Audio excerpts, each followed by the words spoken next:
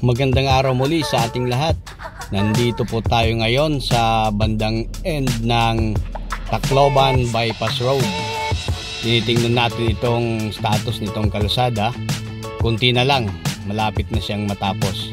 Siguro bago matapos ang taon, tapos na itong kalsada. So magiging madali na ang daanan mula sa Samar o maging mula sa Luzon, sapagkat didiretso na sila dito sa Bypass Road. Yung mga papuntang Leyte, Southern Leyte, dadaan dito hanggang sa Palong Leyte. So mababawasan ang traffic dito sa may Ever MC sa Barangay Bagakay, na kung saan palaging traffic araw-araw. So ang dadaan dito sa Bypass Road ay yung mga papuntang Leyte at saka sa Southern Leyte na nagmula sa Samar at sa Luzon. So yun guys, mababawasan ng traffic dito. So magiging maganda na ang daloy ng trapiko dito sa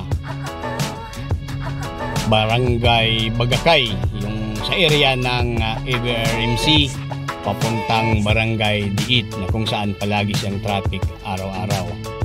So ito ngayon, sana matapos nga ngayong taon.